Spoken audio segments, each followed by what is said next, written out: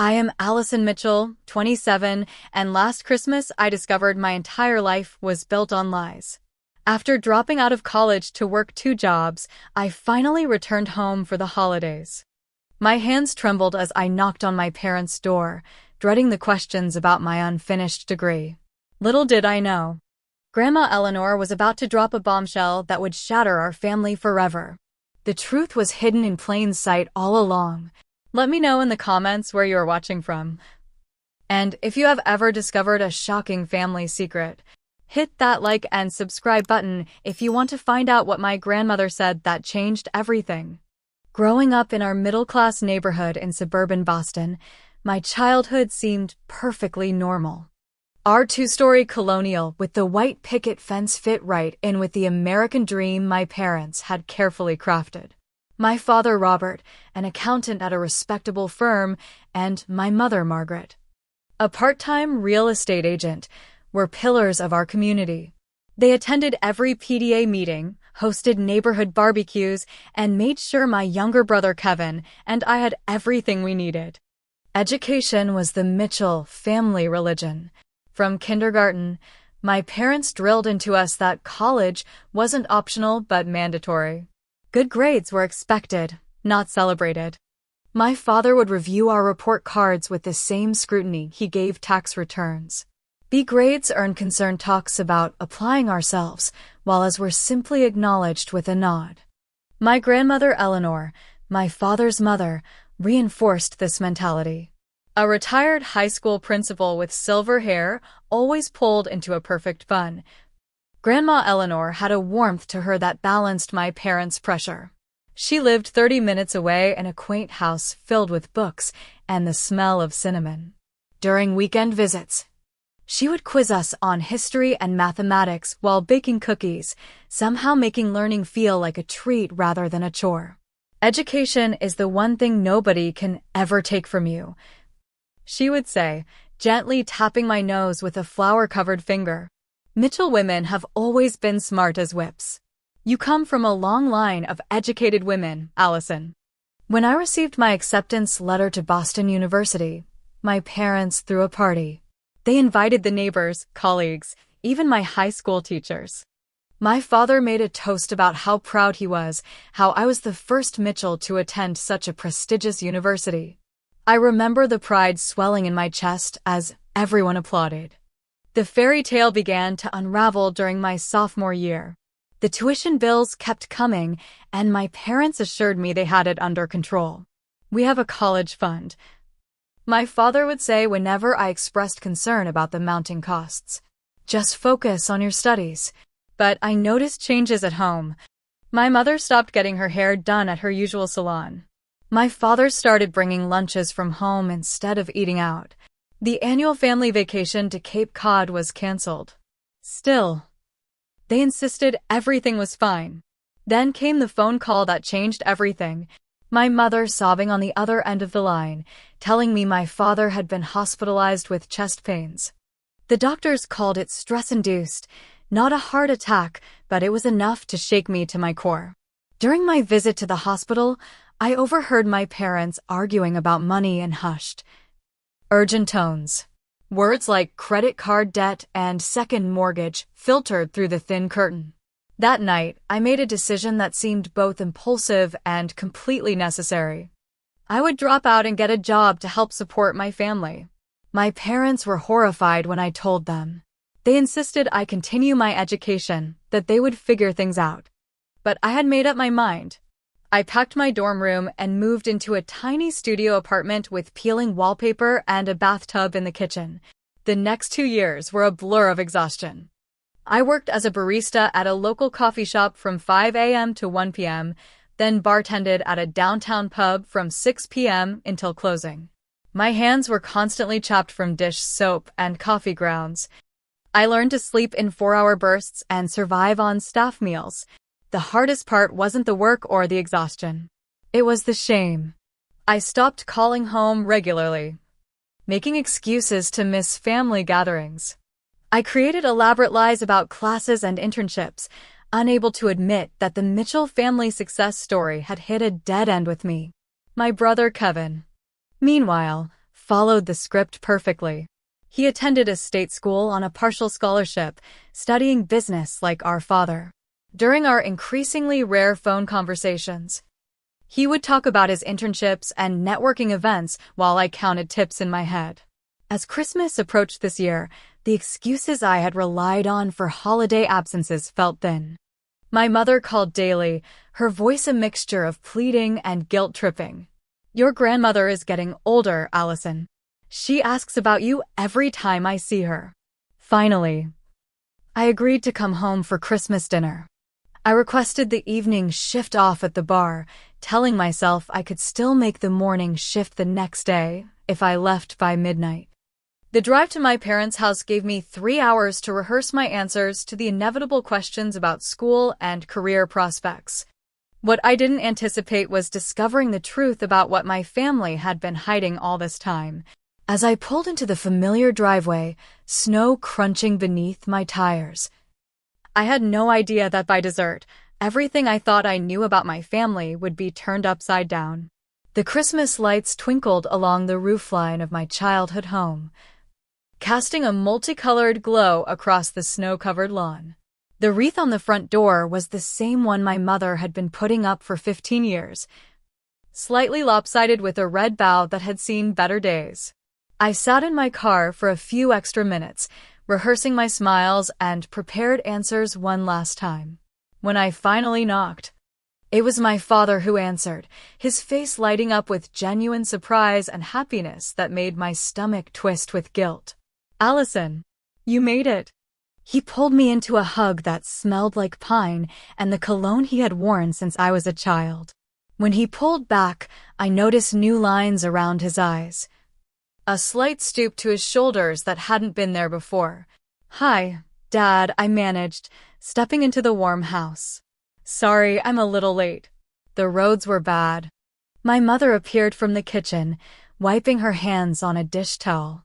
She looked thinner than I remembered, her holiday sweater hanging a bit loose around the shoulders. "Allison, sweetheart." She embraced me tightly, then held me at arm's length to examine me. "You look tired. Are you getting enough sleep with all your studying?" The lie came automatically. "Finals were rough this semester, but I think I did well." The words felt sour on my tongue. As my mother took my coat, I noticed her and my father exchanging an odd glance. There was something nervous in their interaction, a tension that seemed out of place for a holiday reunion. "Kevin's already here," my mother said, leading me toward the living room. "And a few of the cousins. Your grandmother should arrive any minute." My brother Kevin rose from the couch when I entered, looking every bit the successful young professional in his sweater vest and pressed slacks. At 24, he had already secured a job at a marketing firm that would begin after graduation in the spring. "The prodigal sister returns," he joked, giving me a side hug. "How's life in academia treating you?" "You know how it is," I said vaguely. "Always another paper to write." My cousins Jennifer and Michael offered polite greetings, their children playing with new toys in the corner. Small talk about the weather and holiday traffic filled the awkward spaces as I sipped the eggnog my father pressed into my hand. The doorbell rang, announcing Grandma Eleanor's arrival. My father rushed to answer it with unusual eagerness, as if grateful for the interruption. My grandmother entered like royalty, her silver hair perfectly styled despite the snow, her posture as straight as ever. She carried a large bag of precisely wrapped gifts and a covered dish that she immediately instructed my father to take to the kitchen. "Allison," she said when she spotted me, her eyes brightening.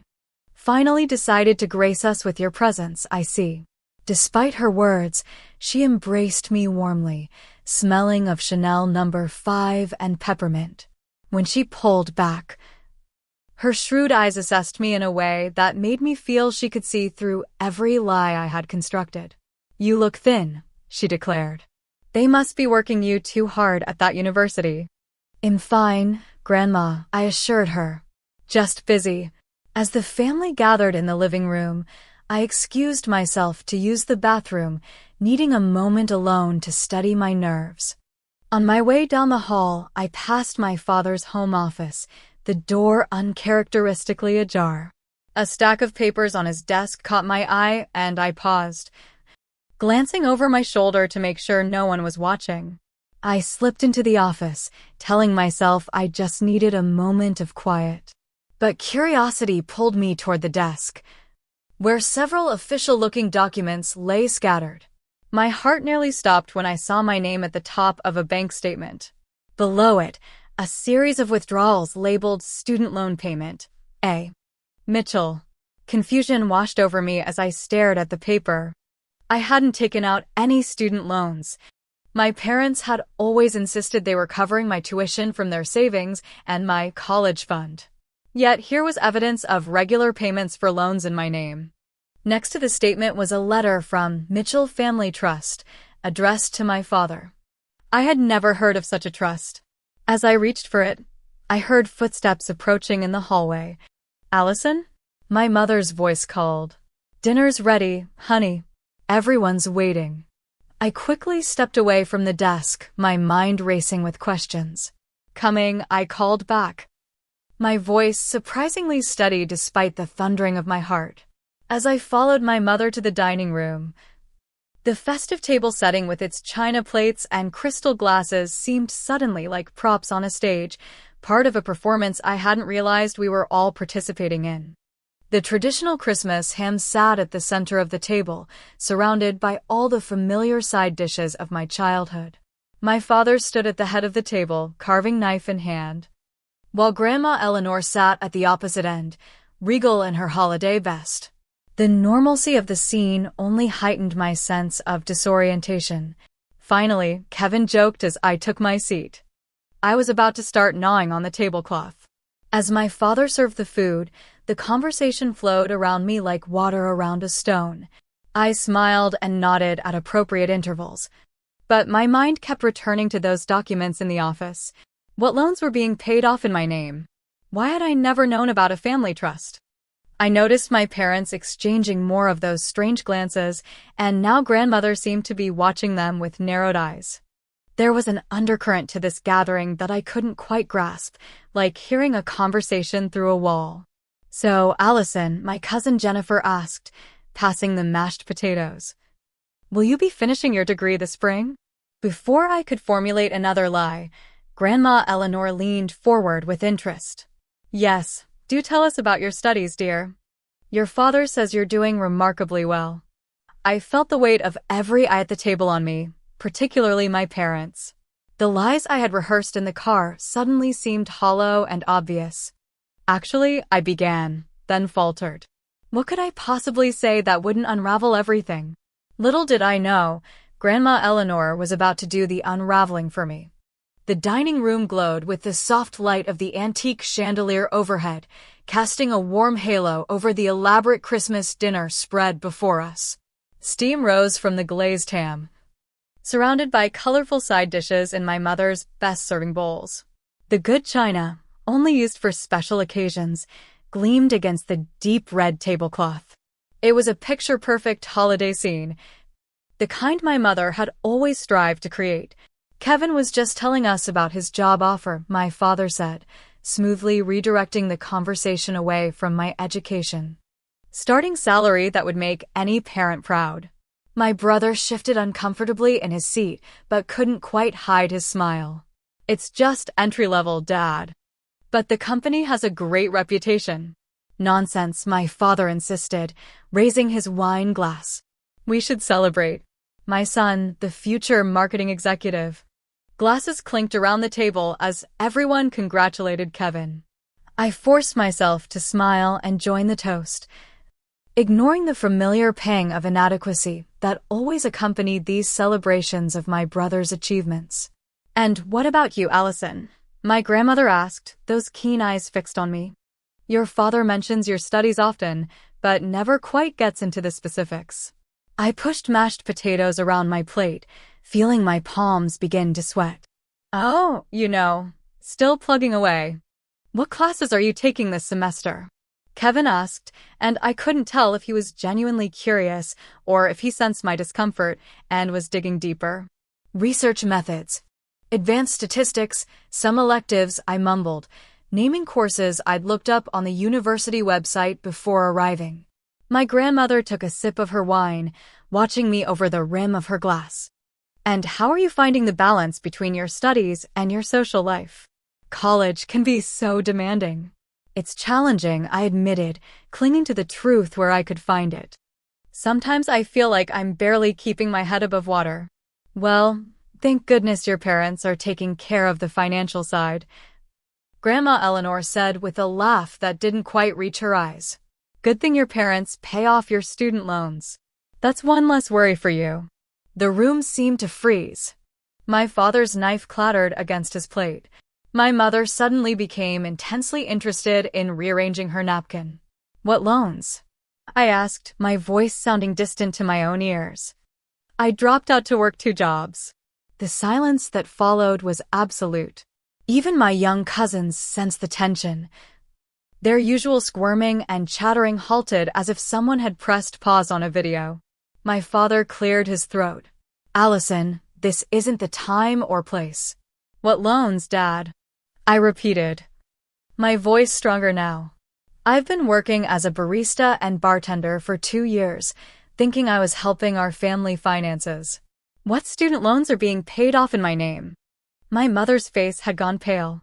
"Robert," she whispered to my father, "we should have told her." "It's not what you think," my father said, his voice strained. "Then what is it?" I demanded, thinking of the documents I'd seen in his office. "Because what I think is that there's money being withdrawn for student loans I never took out, for classes I haven't been attending." Grandma Eleanor's chair scraped back as she stood up, her small frame suddenly commanding the room. Her eyes, usually warm, had turned to steel as she looked at my father. "Robert James Mitchell," she said, her voice quiet but cutting. "Tell your daughter the truth, or I will." My father's face crumpled, years seeming to add themselves to his features in seconds. "Mother, please, we can discuss this privately after dinner." "No," Grandma Eleanor said firmly. "No more secrets. No more lies."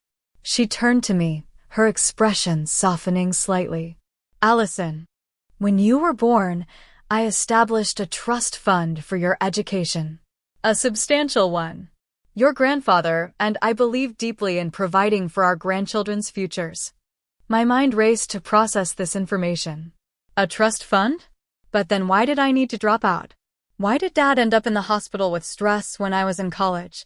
"Because," Grandma Eleanor said, her gaze hardening again as she looked at my parents, "the money wasn't being used the way it was intended. Your parents have been withdrawing from your educational trust for years, claiming expenses related to your schooling." "That's not entirely accurate, Mother," my father protested weakly. "Isn't it?" Grandmother challenged. "Then perhaps you'd like to explain why I received a statement showing withdrawals for Allison's tuition when she just told us she hasn't been in school for 2 years. All eyes turned to my father, who seemed to shrink in his chair. My mother reached for his hand, tears starting to stream down her face. "We meant to replace it," my mother whispered. "It started small, just borrowing a little when business was slow or when the mortgage payment was tight." "You stole from me?" I asked, the words feeling strange in my mouth. "From my future?" "We didn't think of it that way," my father said, desperation in his voice. "We thought we were borrowing from the family pot. We always intended to pay it back." Kevin pushed his chair back from the table. "Did you take from my trust too?" His voice was sharp, accusatory. My father shook his head. "No, Kevin. Your educational trust is intact." "So just mine then," I said, a bitter laugh escaping me. "Just the daughter's future was up for grabs." "It wasn't like that," my mother insisted, wiping at her tears. "We had some financial setbacks. Your father's company downsized, and we had to make choices. And you chose Kevin's education over mine," I stated flatly. It wasn't a question. Kevin looked stricken. "I had no idea, Allison." "You have to believe me." He was already further along, my father tried to explain. It made more sense to let him finish. "We thought you could take a semester off, maybe transfer to a less expensive school when things improved." "But they never improved, did they?" Grandma Eleanor said. Instead, you kept withdrawing from Allison's trust while letting her believe the family was struggling so badly she needed to drop out and work 2 jobs. She shook her head in disgust. My own son. I pushed away from the table, unable to sit there any longer. I've been living in a studio apartment with a bathtub in the kitchen, I said, my voice shaking. I've been making coffee at 5 in the morning and serving drinks until 2 a.m. I've been skipping meals and buying clothes at thrift stores, all while you've been taking money that was meant for my education. Allison, please, my mother begged, rising from her chair. We can explain everything if you'll just listen.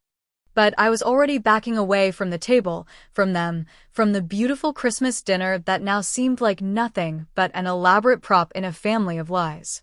I need some air, I managed to say, turning and walking as steadily as I could toward the front door.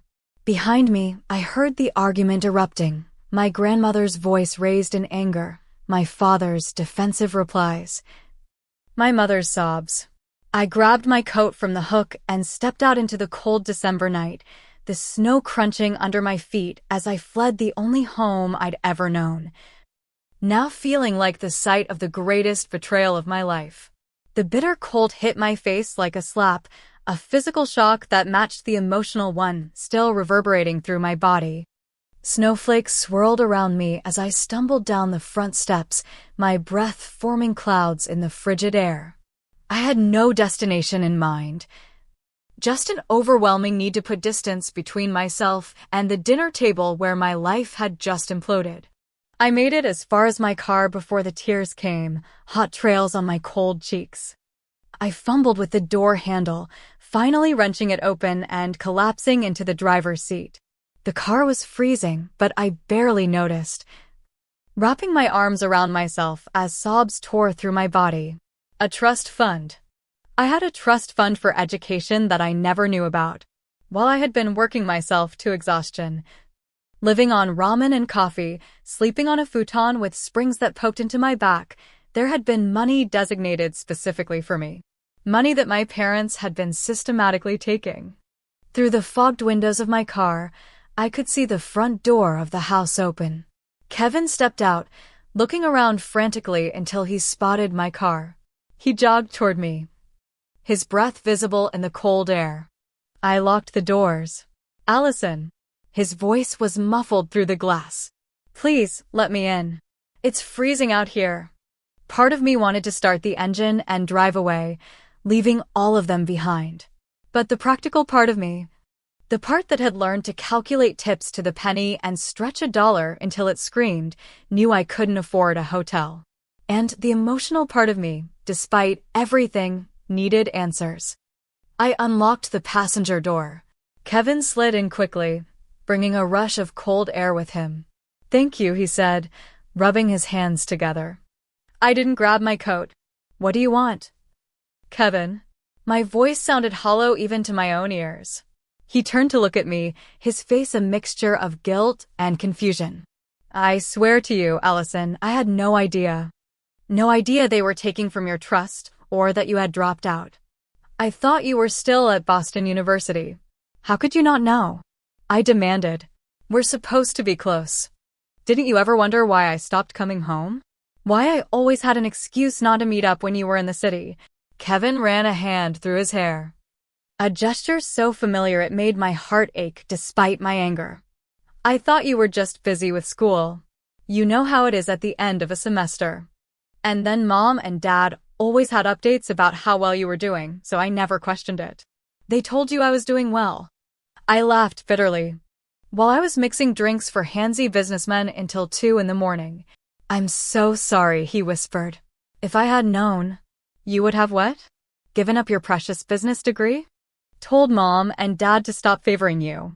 The words came out harsher than I intended, years of resentment bubbling to the surface. Kevin flinched. That's not fair. I didn't ask to be favored. But you didn't question it either, did you? I shot back. It must have been nice, being the golden child. We sat in silence for a moment, the windows slowly fogging up around us. Finally, Kevin spoke again, his voice quiet. Grandma is still in there reading them the riot act. I've never seen her so angry. Good, I said. Though the thought of my grandmother's disappointment in her only son made me sad despite everything. There's more, Kevin said hesitantly. Things started coming out after you left. Dad's firm downsized 3 years ago, and he took a major pay cut but didn't tell anyone. He's been working as a bookkeeper at a small company, making half what he used to. I processed this information, trying to align it with the image of my proud father. And Mom? Kevin sighed. Mom apparently has a shopping addiction. Like a real problem. There are credit cards Dad didn't know about, store cards maxed out.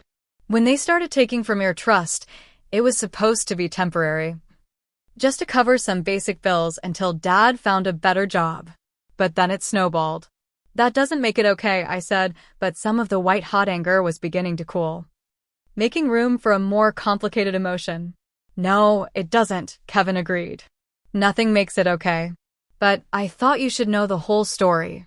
A tap on my window made us both jump. Grandma Eleanor stood outside, wrapped in her coat, her face set in determined lines. I hesitated, then rolled down the window. May I join you? She asked. I believe we have much to discuss. Kevin opened his door. Take my spot, Grandma.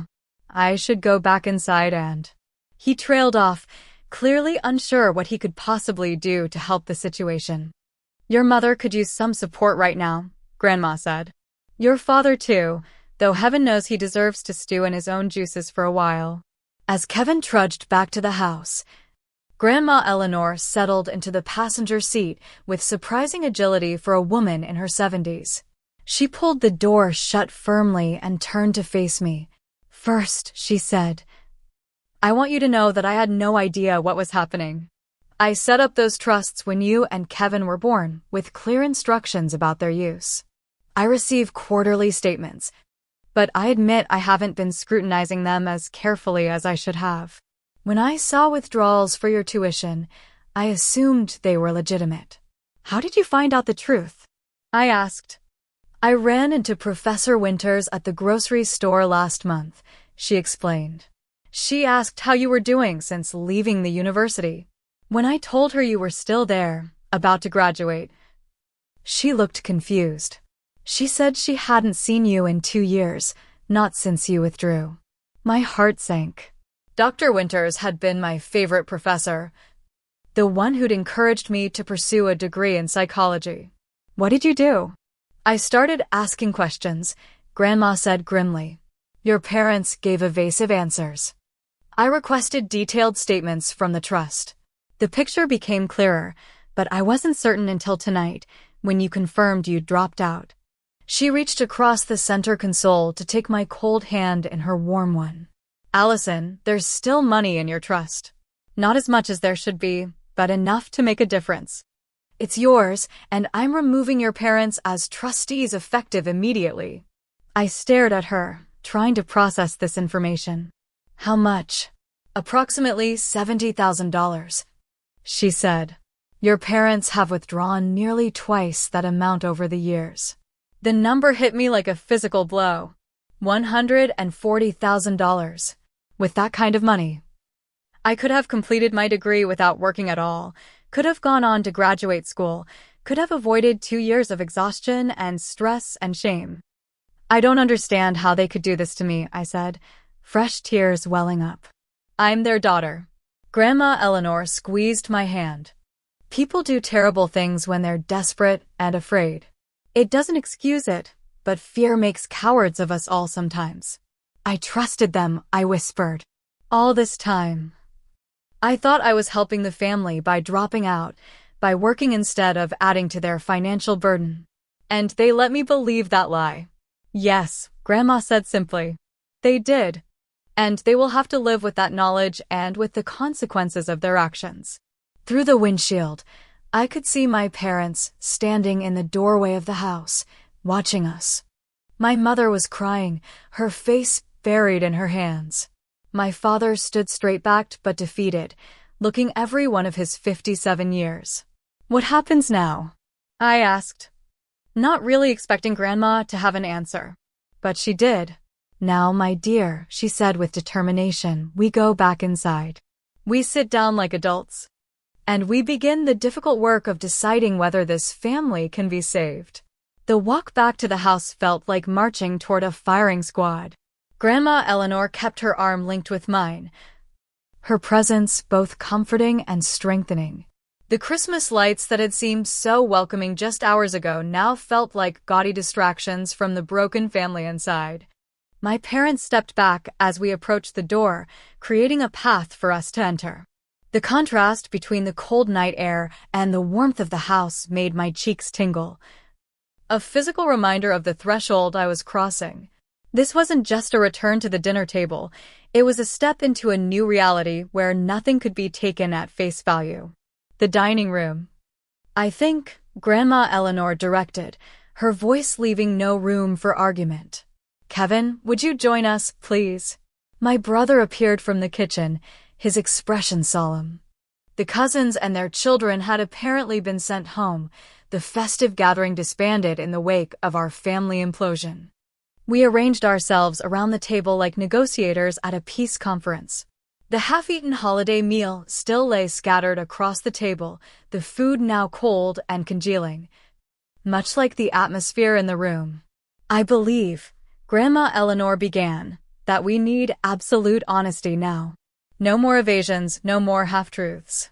Robert, Margaret, I think you owe your daughter a complete explanation." My father's hands trembled slightly as he folded them on the table. "Where do you want us to start?" "The beginning would be appropriate," I said, surprising myself with the steadiness of my voice. "When did you first start taking from my trust fund?" My father exchanged a glance with my mother, who nodded almost imperceptibly. "It started about 5 years ago," he admitted. "The economy was bad, and the firm I worked for was struggling. They cut my salary by 20%, then laid off a third of the staff. I was grateful to keep my job, even with the pay cut. We tried to adjust our lifestyle," my mother added, her voice barely above a whisper. "But we were already stretched thin with the mortgage and both of you in private high schools. So you took from my trust instead of moving to a less expensive house or transferring us to public school," I challenged. "We thought it would be temporary," my father insisted. "Just until things improved. We didn't want to disrupt your lives. Instead, you disrupted my entire future," I said coldly. My mother flinched. "We never meant for that to happen." The first withdrawal was small, just enough to cover a mortgage payment when we were short. We told ourselves we'd pay it back the next month. "But you didn't," Grandma Eleanor stated. "No," my father admitted. "Things got worse, not better. The firm continued to struggle. I was working 60-hour weeks for less pay, trying to prove my value so I wouldn't be the next one laid off. And my mother hesitated, then squared her shoulders. "I have a problem with spending. I've been using shopping to cope with stress for years." Robert knew about some of it, but not the extent. "You have a shopping addiction?" Kevin asked, clearly shocked. "But you're always so careful with money, always telling us to save and be frugal." "It's easier to preach than to practice," she said bitterly. "I would buy things, hide them, sometimes return them, sometimes not. The credit card bills kept growing. I kept telling myself I could stop anytime, that I just needed this one thing to feel better. When I finally discovered the full extent of the debt," my father continued, "we were in too deep. My credit score had tanked from late payments. We couldn't qualify for a consolidation loan. That's when you started stealing from me in earnest," I finished for him. "We were desperate," my mother pleaded. "We were about to lose the house. So instead of being honest, instead of asking for help, you decided to sacrifice my education?" The hurt in my voice was unmistakable. "We convinced ourselves it was still for your benefit," my father said quietly. "That keeping a roof over your head, maintaining the family stability, was more important than how the money was originally intended to be used. Then why keep up the pretense that I was still in school?" I demanded. "Why not just be honest when I told you I was dropping out?" My parents exchanged another of those glances that now seemed so suspicious to me. Because of me, Grandma Eleanor interjected. They were afraid I would discover what they had done if they admitted you had left school. And because we were ashamed, my mother admitted, tears streaming down her face. We couldn't face what we had done, so we created this fiction that everything was fine, that you were still in school. Then when you said you were dropping out to work, to help us financially. Her voice broke. You let me believe I was helping the family, I said, the full weight of their deception hitting me anew. You let me work 2 jobs, live in a terrible apartment, skip meals to make rent, all while you were still taking money from my trust fund. By then, we were using the money for Kevin's education too, my father admitted. We had told ourselves that once he graduated and got a job, we would make things right with you. Kevin pushed back from the table abruptly. So my degree is being paid for with Allison's money? Money that was specifically designated for her education. Not all of it, my father hastened to add. Your scholarship covers a significant portion, and your trust is intact. We've just supplemented when necessary. With my money, I said flatly. Yes, my father admitted, hanging his head. With your money. The silence that followed was deafening. I looked around the table at my family, seeing them all with new eyes. My father, not the successful professional I'd always believed him to be, but a man crushed by financial pressure who had made a devastating moral compromise. My mother, not the put-together homemaker, but a woman with a serious addiction she'd hidden from everyone. My brother, not simply the favored child, but an unwitting beneficiary of my loss. And me, not the dropout who had sacrificed for her family, but the victim of a betrayal so profound it had altered the course of my life. I don't know if I can ever forgive you, I said finally, the words hanging in the air like icicles. You didn't just take money from me. You took my choice, my agency, my trust. We know, my mother whispered. And we will spend the rest of our lives trying to make it right if you'll let us. How? I challenged. How could you possibly make this right? First, my father said, straightening in his chair, by repaying every cent we took, with interest. It will take time. But we'll do it. We'll sell the house, my mother added. It's too big for us anyway, with both of you gone. We can downsize, use the equity to start repaying the trust. And I'll contribute too, Kevin said firmly. Once I start working, I'll put a percentage of every paycheck toward paying you back. This isn't your debt to repay, I told him.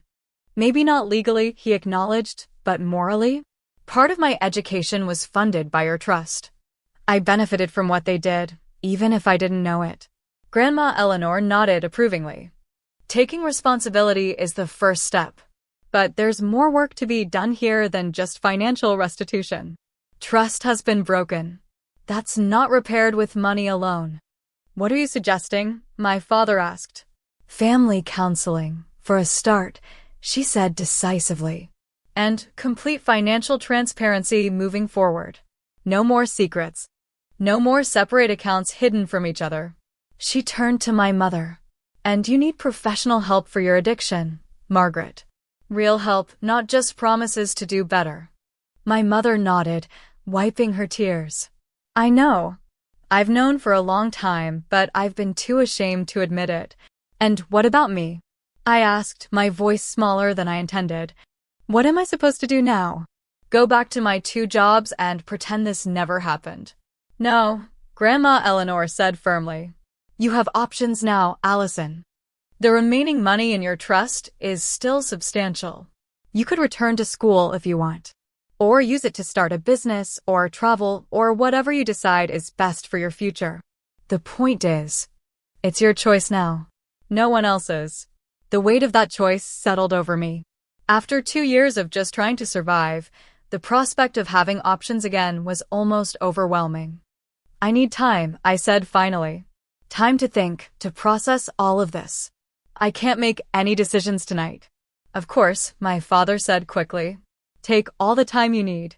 We're not going anywhere. But as I looked at him, at all of them, I realized that wasn't true. Everything had gone somewhere, had shifted irreversibly. The family I thought I had was gone, replaced by this group of flawed, desperate people who had made terrible choices. The question now was whether, from the ashes of those choices, something new could be built. Something honest. Something real. Something worth saving.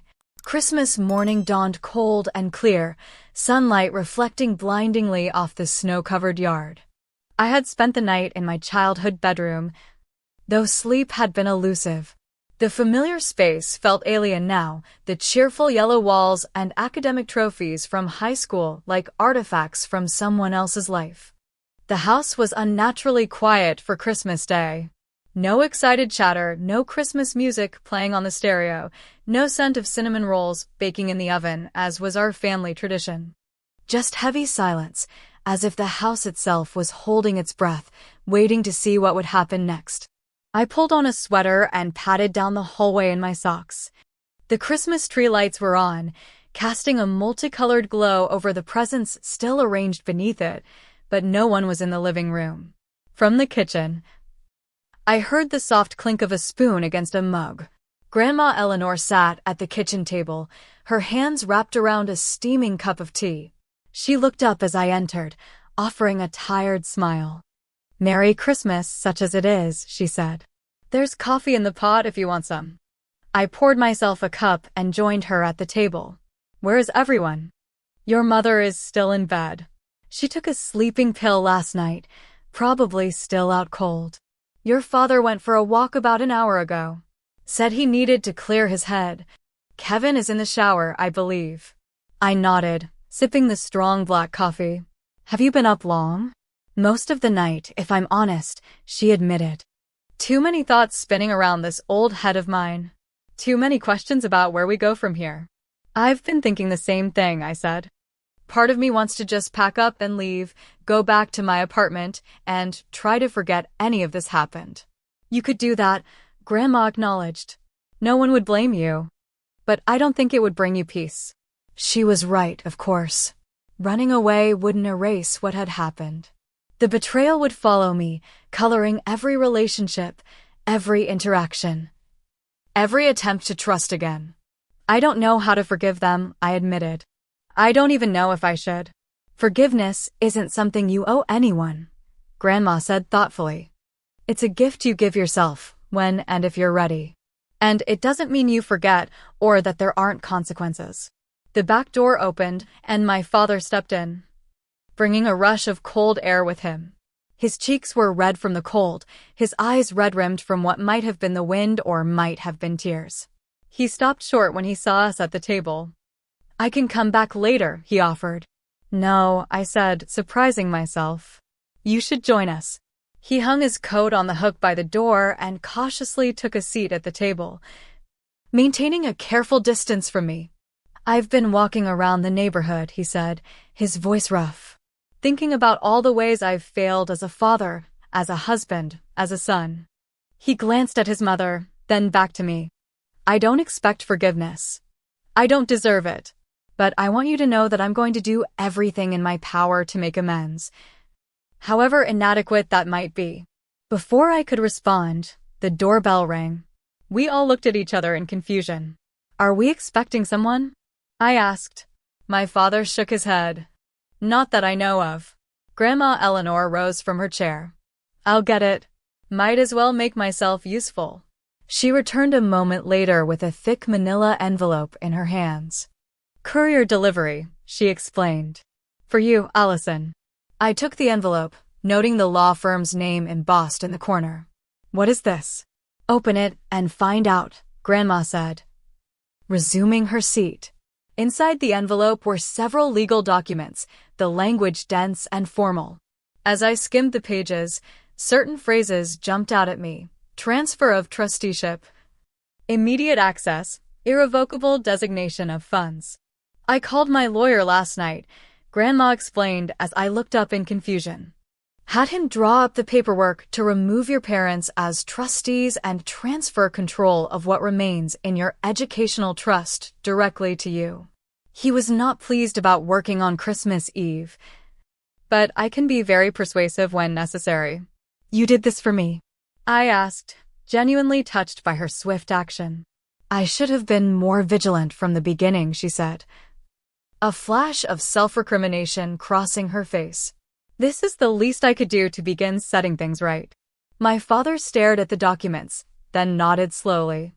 It's the right thing to do. He agreed.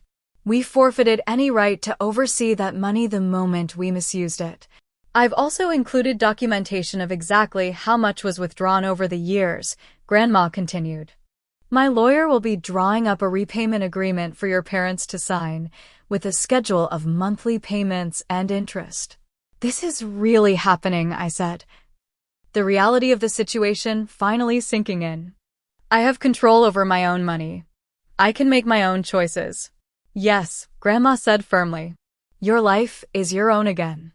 The sound of footsteps on the stairs announced Kevin's arrival. He paused in the doorway, taking in the scene before him. What's going on? He asked.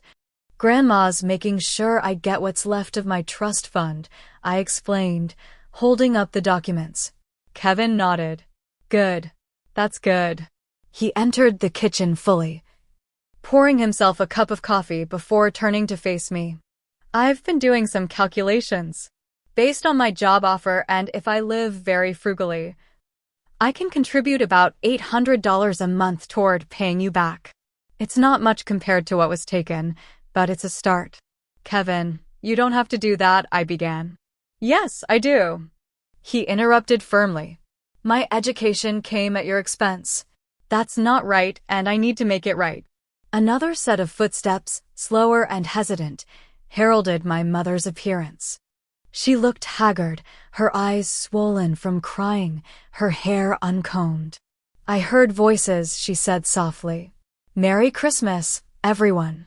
No one responded to the holiday greeting. It seemed absurd under the circumstances, like saying congratulations at a funeral. I've been thinking, my mother continued, wringing her hands nervously, about what Grandma Eleanor said last night, about getting help. I found a therapist who specializes in compulsive spending and addiction. She can't see me until after the new year, but I made an appointment. That's a positive step, Grandma acknowledged. And what about the two of you together? She looked pointedly between my parents. Financial infidelity is still infidelity. It's broken your marriage as surely as it's broken your family. My parents exchanged a glance. A different kind than the conspiratorial looks I'd noticed yesterday. This was more open, more vulnerable. We've talked about marriage counseling too, my father said. We both want to try to save our relationship, if that's possible. And we understand if you need distance from us, Allison, my mother added quickly. We won't pressure you to forgive us or to maintain a relationship if that's not what you want. The sincerity in her voice caught me off guard. For the first time since the revelations of the previous night, I felt a tiny crack in the wall of anger I'd built around myself. I don't know what I want yet, I admitted. I'm still processing everything, but I do know I don't want to make any hasty decisions I might regret later. That's wise, Grandma approved. Healing takes time. Trust takes even longer to rebuild, if it can be rebuilt at all. So what do we do now? Kevin asked, looking around at our fractured family gathered in the kitchen on Christmas morning. Just go on as if everything is normal? Open presents and pretend we're fine. No, I said definitively. No more pretending. That's what got us here in the first place. I took a deep breath, making a decision I hadn't known I was ready to make.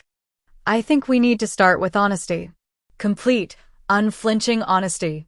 Even when it hurts. Especially when it hurts. What does that look like? My father asked cautiously. It means I tell you how betrayed I feel, I said, meeting his eyes directly. How angry I am that you let me work myself to exhaustion while you continued to take money that was meant for me. How humiliated I feel when I think about all the lies I told friends and coworkers about still being in school because I was too ashamed to admit I'd dropped out. My parents flinched but didn't look away. It means I tell you, I continued, turning to my mother, that I'm furious you chose material things over my education. That every time you complimented my thrift store clothes or my bargain hunting skills, knowing I was struggling while you were hiding shopping bags in your closet. You were twisting the knife a little deeper. She nodded, tears streaming down her face again. And it means I tell you, I said to Kevin, that even though I know it's not rational. Part of me resents that you got to stay in school, that you're about to graduate and start your career while I'm still making lattes and mixing drinks. That it hurts every time someone asks what my little brother is up to and I have to hear about your success. I understand, he said quietly. I would feel the same way. But it also means, I continued, my voice softening slightly, that I acknowledge you're all trying to make amends in your own ways. That I see that you're owning your mistakes and taking steps to address them. That matters, even if it doesn't fix everything overnight. For the first time since the previous night's revelations, I saw a glimmer of hope in my parents' eyes. Not expectation, not demand, but the tiniest spark of possibility that someday, somehow, we might find a way forward together. So where does that leave us? My father asked. At the beginning, I said simply. Day one of whatever comes next. 6 months after that fateful Christmas dinner, I stood outside the administration building of Merrimack College, my heart pounding with a mixture of anxiety and excitement. The summer sun warmed my face as I clutched my acceptance letter and financial aid package, ready to finally restart the education that had been so abruptly interrupted. With the remaining money from my trust fund and a modest scholarship, I had enough to complete a degree in psychology at this smaller, more affordable school. It wouldn't be Boston University, but it would be mine, earned honestly and completely under my control. My phone buzzed with a text from Kevin. Good luck today, sis. Call me after and tell me how it goes. Our relationship had been one of the first to begin healing in the aftermath of Christmas. Initially awkward and strained, we had gradually found our way back to each other through weekly coffee dates where we talked openly about our feelings, our parents, and our hopes for the future. He had kept his promise, sending me money each month from his new job, despite my continued insistence that it wasn't necessary. My parents were a more complicated story. True to their word. They had sold the family home, moving into a small condo and using the equity to begin repaying my trust. My mother was 6 months into therapy for her shopping addiction, attending weekly sessions and a support group. My father had found a better-paying job through one of Grandma Eleanor's connections, though his pride had made him reluctant to accept the help at first. We were still feeling our way forward, our relationships fragile but no longer shattered beyond recognition. The monthly family counseling sessions that Grandma had insisted upon were awkward and often painful, but they provided a structured space for us to continue the honest conversations we had begun on Christmas morning. As I walked into the administration building to finalize my enrollment, I thought about how much had changed in those 6 months. Not just the practical circumstances of my life, though those were significant. I had quit my exhausting dual jobs, finding part-time work as a research assistant that would complement my studies. I had moved from my dismal studio to a modest but comfortable apartment shared with a fellow student. But the deeper changes were internal. I had learned painful lessons about trust, about family, about the complicated nature of love and forgiveness. I had discovered strengths in myself I never knew existed, a resilience forged in the fire of betrayal and its aftermath. The enrollment process took less than an hour. As I walked back to my car with my student ID and course schedule, I felt a lightness I hadn't experienced in years. This was my choice, my path. Funded by money that was rightfully mine and supplemented by my own hard work. I drove to Grandma Eleanor's house, where she was expecting me for lunch. Her role in my life had expanded significantly since Christmas, becoming not just a grandmother but a mentor, advocate, and sometimes a necessary buffer between me and my parents. There she is, she called from the porch as I pulled into her driveway. The college woman returns. I hugged her tightly, breathing in her familiar scent of Chanel No. 5 and peppermint. All official. I confirmed. Classes start in 3 weeks. I'm so proud of you, she said, leading me inside to her kitchen where lunch was already laid out. Not just for going back to school, but for everything. The way you've handled yourself through all of this shows remarkable strength of character. I've had a good example, I said, squeezing her hand. Over lunch, I filled her in on the details of my enrollment, the courses I would be taking, the professors I had met. She listened attentively, asking thoughtful questions and offering advice only when asked. Your parents called this morning, she mentioned as we cleared the dishes. They wanted to know how your enrollment went. I'll call them later, I promised. Our communication was still somewhat formal, scheduled rather than spontaneous, but it was communication nonetheless. They're trying, Allison, Grandma said gently, in their own imperfect way. I know they are, I acknowledged. And I'm trying too. It's just, there are still moments when the anger comes rushing back, when I remember everything I lost because of their choices. That's natural, she assured me. Healing isn't linear. It's 2 steps forward and 1 step back, sometimes 3 steps back. The important thing is that you keep moving, keep processing, keep being honest about where you are. Later that evening, as I sat on my small balcony watching the sunset, I called my parents as promised. The conversation was stilted at first, as our conversations often still were, but as I described my course schedule and the campus, a genuine enthusiasm crept into my voice that seemed to bridge some of the distance between us. We're so happy for you, Allison, my mother said. This is what should have happened 2 years ago. Mom, my father cautioned in the background, ever sensitive to statements that might trigger resentment. No, it's okay, I said. She's right. This should have happened 2 years ago. But it's happening now, and that's what matters. We received the trust statement, my father said, changing the subject slightly. The repayment went through for this month. Thank you, I said. The words still feeling strange in this context. Should I be thanking them for returning what was rightfully mine? But I recognized the effort it represented, the sacrifices they were making to try to make amends. Will you come for dinner sometime next week? My mother asked hesitantly. Before your classes start? I promise not to make it a big deal. I hesitated only briefly. Yes, I'd like that. Maybe Thursday? The relief in her voice was palpable. Thursday would be perfect. Just the 3 of us. After we hung up, I sat watching the last colors of sunset fade from the sky, reflecting on the journey of the past 6 months. The family I had now was not the perfect, polished image I had grown up believing in. It was messy, complicated, scarred by betrayal and dishonesty. But it was real in a way it had never been before. The love, though damaged, had proven more resilient than I might have expected on that awful Christmas night. The following December, we gathered again for Christmas dinner. Not in the family home, which now belonged to a young couple with twins, but in my parents' condo, the space modest but warm. Grandma Eleanor sat at one end of the table, resplendent in a red sweater with a holiday brooch. Kevin brought his new girlfriend, a quiet, thoughtful woman who fit seamlessly into our still-healing family dynamic.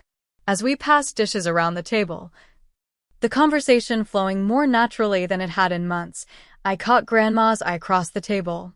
She gave me a small, knowing smile, an acknowledgement of how far we had come and how far we still had to go. When the meal was finished, my father cleared his throat. I have something I'd like to say. He reached for my mother's hand before continuing. This past year has been the hardest of our lives in many ways. We've had to face painful truths about ourselves, about the choices we made, about the harm we caused to the people we love most. My mother nodded, squeezing his hand. But it's also been a year of growth, of learning, of trying to become better people than we were before. We know that words are just words, my father continued. That trust is rebuilt through actions, consistency, and time. We're grateful for the patience you've shown us, Allison, for the chance to try to make things right. And we're proud of you, my mother added, her eyes shining with tears. So proud of how you've reclaimed your education, your independence, your future. I felt my own eyes growing damp. Thank you, I said simply, for doing the work, for not giving up. On yourselves or on us. Later, as we sat in the living room with cups of hot chocolate, the Christmas tree twinkling in the corner, I reflected on the lesson that had emerged from our family's painful unraveling and gradual reweaving. The truth, no matter how difficult, is always better than the most comforting lie. Secrets and deception may seem like protection, like a way to avoid pain or preserve what matters, but they inevitably cause far greater damage than the honesty they're designed to avoid. True love, true family, can only exist in the light of truth, however harsh that light might sometimes be. Looking around at my imperfect, struggling, but fundamentally resilient family, I knew that the journey wasn't over. There would be more difficult conversations, more moments of doubt, more painful memories to process. But for the first time in years, I felt confident that we were moving in the right direction, that the foundation we were building now, brick by painful brick, was stronger and more authentic than the facade we had maintained before. What are you thinking about? Kevin asked, noticing my contemplative expression. Just about how sometimes the things that seem like they're breaking us are actually remaking us, I said. How the most painful revelations can lead to the most necessary growth. Grandma Eleanor raised her mug in a small toast. To truth, she said simply. However difficult, however painful, may we always have the courage to face it.